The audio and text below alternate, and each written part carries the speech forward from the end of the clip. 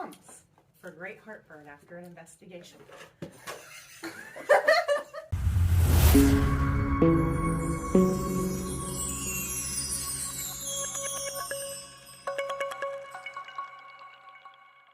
We're here at the lair, and we're going to answer your questions for you. So the first one is, what are your names? What city are you from? And what title or part in the team do you belong? We're from Vancouver. My name is Phil. Yeah, I'm like the computer, video, like IT kind of guy. I'm Mike.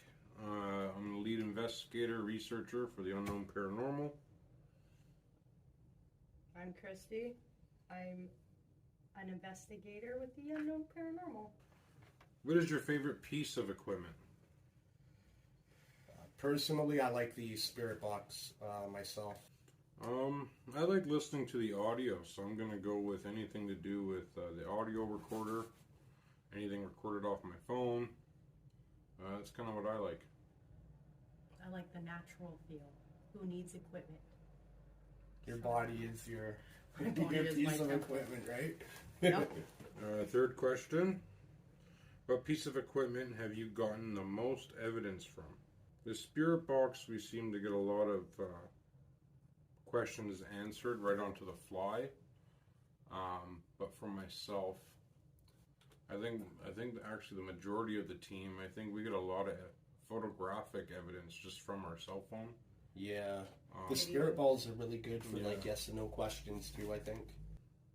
What is each of your favorite locations you have been to?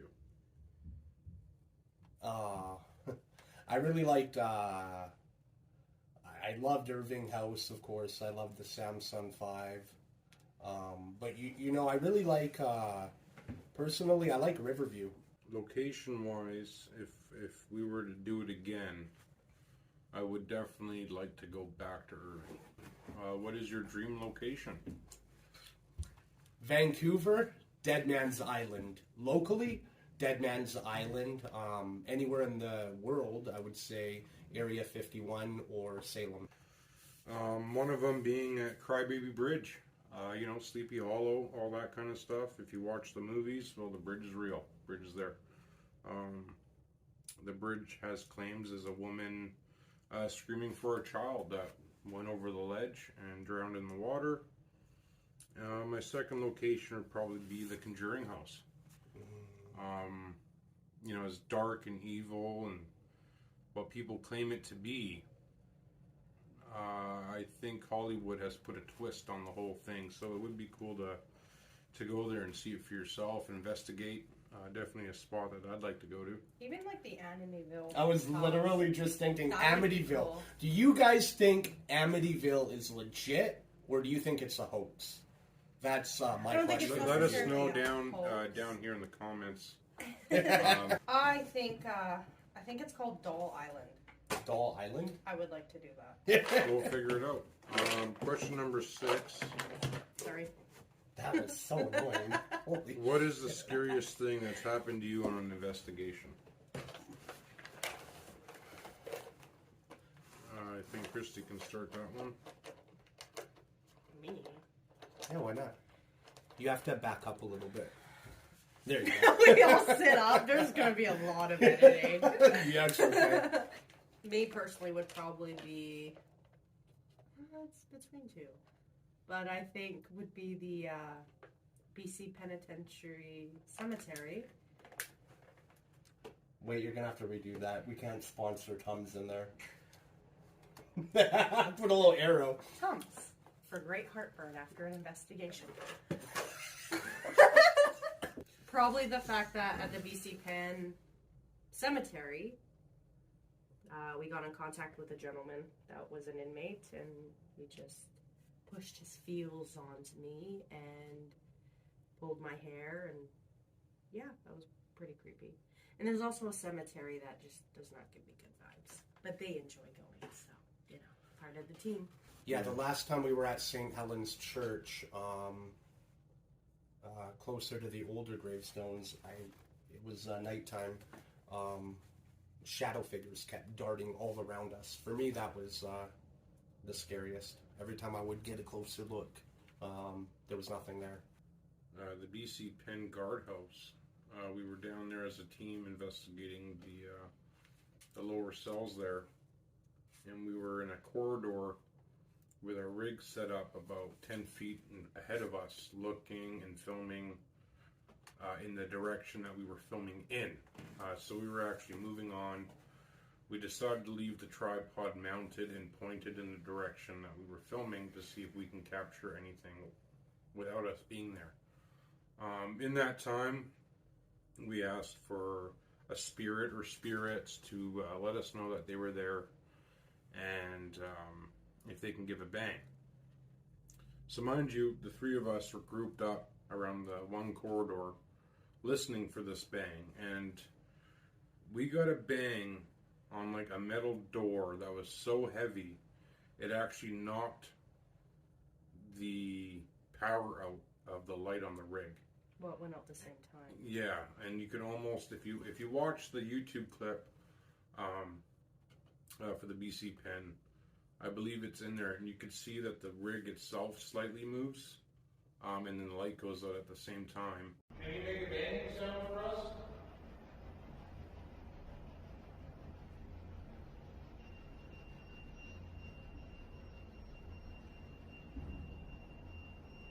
Also, when we were at the BC Penn Cemetery, me and you at one point, we were getting a little more aggressive, and we demanded that something turned off the light to our rig, and sure enough, it turned off the light to our rig. Yeah, that was pretty and you that was cool, right? And you could feel the presence there. Oh yeah, in that time. It was pretty strong. Are you too weak to make a light turn off? If someone is interested in becoming a paranormal investigator, how would they begin, and what would they need? What would they need equipment-wise to start? Well, first off, apparently it's very competitive. So. Really, cell phone. Yeah, like Phil said, for anybody that has an interest, you hold the device in your hand every day, and it's just your smartphone. It's got a flashlight, it's got the audio recorder, you can take photos, video. Really, it's one of the, when we first started, that's all we had. Do you think ghosts can travel between locations? I believe they can, as we obviously are aware of them. You believe in ghosts, do you believe in aliens? I do believe in ghosts and spirits. Obviously, it's why I do this. The alien part, I think that there is something else, right? The universe is so big. There's been claims all over the world of UFOs and sightings and crop circles, abductions. You name it. So it's very much possible. It's just, let's see if they let the world in on that. We could decide from there. Bill believes in them 100%, though. I'm 100. I can talk about this for hours, so I'm just gonna zip it right now because we have I'm very witnessed passionate. Some weird things. We have. So. I am very passionate about the existence of extraterrestrials. 100%, they are real. What is your dream piece of equipment you're hoping to acquire?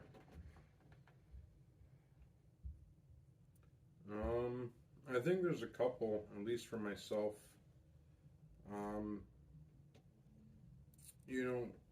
Location-wise, and the amounts of times that we've called out shadow figures or have captured apparitions. Yeah, we've captured apparitions, shadows. I think a laser grid, if it could ever be allowed in Canada, would be beneficial, just to see and track movement and whatnot. Me, myself, I personally want to pick up a EDI meter, bunch of equipment in one. It's good to prop down and just keep track of, at a baseline and watch temperature flux and whatnot in one quick area. So for me, that would probably be it. For me, laser grid, SLS camera. There we go. Thermal imaging. I just like talking to the air, so I'm happy with literally my cell phone, a camera, and your intuition. How long does it take to review footage, photo, and sound evidence from an investigation? Okay, well, that's a funny one, because we all work full-time jobs. We do have children, we have that. Technically, if you get rid of all that, really it would only take a day. With life, probably about a week. Mm-hmm. So, with having kids, working a full-time jobs, and balancing free time from locations and investigations and home calls, all that, I like setting a goal to a 2-week turnaround, and that's breaking up all of our evidence into sections that the team members sit down. We focus on certain things, and within 2 weeks, we come together as a team. We find our findings and present them, and as a team, we work on debunking certain things, or is this, is this that. That's also the most time consuming, is even when we're all at home doing our own thing, we're going through evidence, we do often send video clips or pictures just to see. Hey, what do you think about this? Or we'll even get other people's perspective of other investigators. Hey, does this look like this? And that's also time consuming, right? You're waiting for everybody. Everybody has their own opinions, of course. Mm-hmm. And you want to show your evidence is truthful, right? Yeah. And I think that's what separates us from some other teams out there in the world, is that we do try and bring you the most authentic and real, non-debunkable evidence that we find. Well, our rule of thumb is, if I have a photo with, say, someone in it, I'll send it to these two. And then we'll also, on top of that, send it to someone that's not part of our group to see if they see what we see. Mm-hmm. And then we may even send that photo to one other person just for those clarifications. Yeah. 3 people and then we're posting it. Okay, well, 3 people have seen what we've seen. We can't rule this out as anything. And there have been times where we've posted something, a photo, maybe, of what we believe to be a shadow, for example, and some of you have said, holy crap, look in the right. You guys have found things in some of our photos that we missed. So that's, and it doesn't happen a lot, because we're great at what we do. But there have been times where even you guys have found something, even in a video, that we've completely missed. Sometimes it's easy to miss when you're going through 3 hours of video, absolutely, right? Absolutely. That third eye is good. I have to thank you guys for not only just following us on this journey, but being an outsider to spend the time on our videos, our photos, and catching us up on stuff that maybe we did I was miss. just thinking. Were you doing that at the same time? So honestly, Nice. to take time out of your day, not only just to watch movies on our YouTube channel, and if you're checking out our Instagram, if you're doing all that and you're living your life and you're still finding time to go in and show us things that we possibly miss, deeply, I do thank you. Yeah, we appreciate you guys. Every little minute from anybody, it helps, and it keeps us realizing that maybe with just a few more minutes of time, we'll find what you're looking at. So we do thank you. What made you become a paranormal investigator? And I think I'm just going to go ahead and start that. And the number one thing for me was the money. I can't get enough of the money. I'm kidding. There is no money. Phil is my brother-in-law. That makes Christy my wife. We're a team of 3 that all had our own little bits and stuff growing up, and passions about always having the paranormal behind us. So I think, speaking on the 3 of us, I think that's where we stand as a team. What is your goal as a paranormal team in the paranormal world?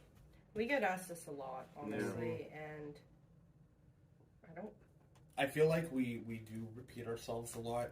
If you've seen a couple of our podcasts or any of our lives, we do appreciate you. But yeah, absolutely, we are asked that a lot. We are asked that a lot, and the one thing that I like to bring up on every podcast or anybody that talks to us is we try to, like Phil said, we try to provide the most authentic evidence that we can find. But the main thing that I focus on is para-unity.